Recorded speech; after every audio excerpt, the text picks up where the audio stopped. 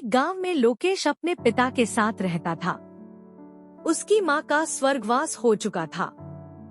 लोकेश के पिता रामेश्वर उसे पढ़ा लिखा कर बड़ा आदमी बनाना चाहते थे। यही उसकी मां का भी सपना था, जिसे पूरा करने की कोशिश दोनों बाप बेटे जी जान से करते थे। लोकेश का स्कूल बहुत दूर था, बीच में जंगल पड़ता था। वह सुबह जल्दी घर से निकलता था और जंगल के रास्ते स्कूल जाता था। एक दिन वह स्कूल से वापस आ रहा था।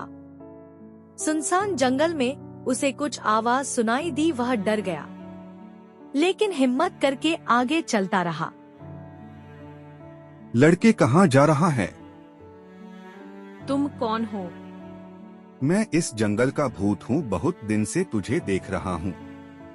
तुझे डर नहीं लगता? गांव वाले मेरे डर से इस जंगल में नहीं आते। डर तो लगता है, लेकिन स्कूल जाने का यही एक रास्ता है। दूसरे रास्ते से नदी पार करके जाना पड़ता है और नाव वाले को देने के लिए मेरे पास पैसे नहीं हैं। खबरदार, जो कल से इस रास्ते से आया मैं तुझे खा जाऊंगा। मैं कौन सा यहाँ रहने आया हूँ? मैं बस दिन में 2 बार यहाँ से गुजरता हूँ। तुझे मुझसे डर नहीं लगता? डर तो लगता है, लेकिन मैंने अपनी मरती हुई माँ से पढ़ लिख कर बड़ा आदमी बनने का वादा किया था। उसके लिए मैं कुछ भी कर सकता हूँ। भूत को उस पर तरस आ जाता हूँ।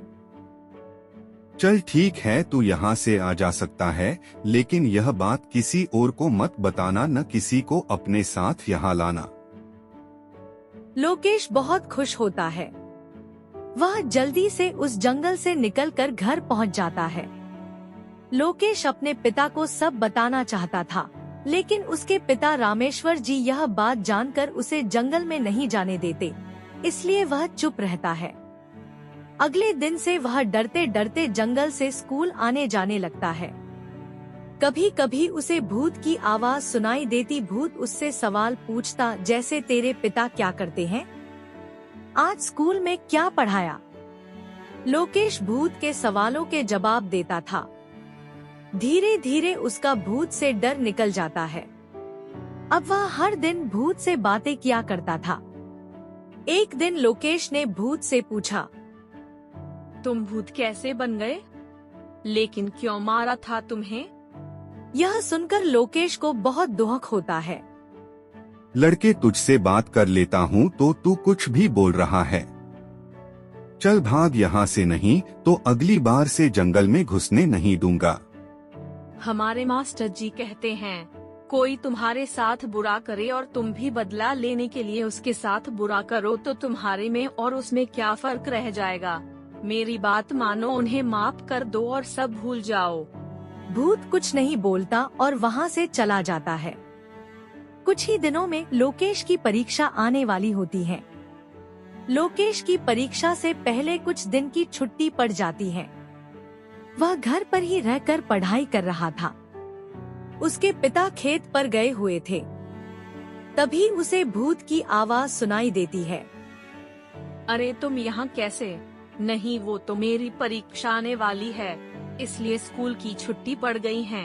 तुम जंगल में बैठकर भी तो पढ़ सकते हो, रोज वहीं आ जाया करो, मेरा मन नहीं लगता।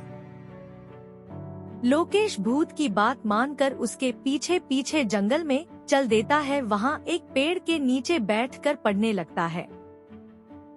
अगर तुम चाहो तो मैं तुम्हें नकल करा सकता हूँ। मैं तुम्हारे सामने कॉपी लेकर आ जाऊंगा, मुझे और कॉपी को केवल तुम देख पाओगे। तुम देखकर पेपर दे देना। नहीं, यह गलत होगा। मुझे अपनी क्षमता से पेपर देने चाहिए। नकल करके मैं कभी बड़ा आदमी नहीं बन सकता। मुझे माफ कर दो, मैं तुम्हारी मदद करना चाहता था। अगर तुम मदद करना चाहते हो तो सुनो, उन लोगों को माफ कर दो और मुक्त हो जाओ। भूत वहाँ से चला जाता है। कुछ देर में लोकेश भी घर आ जाता है। अगले दिन लोकेश के घर पर कुछ लोग आए थे जो उसके पिता से बात कर रहे थे। बाद में वे लोग चले जाते हैं। पिताजी, ये कौन थे? ये सब गुंडे थे। इन्होंने एक आदमी के पैसे छीनकर उसे मार दिया था। ये बता रहे थे बहुत दिनों से परेशान थे, न खा पाते थे न सो पाते थे। लेकिन कल वही आदमी इनके सपने में आकर बोला कि रामेश्वर जी के बेटे लोकेश के कारण मैं तुम्हें माफ कर रहा हूँ। तब से ये चारों हमें ढूंढ रहे थे।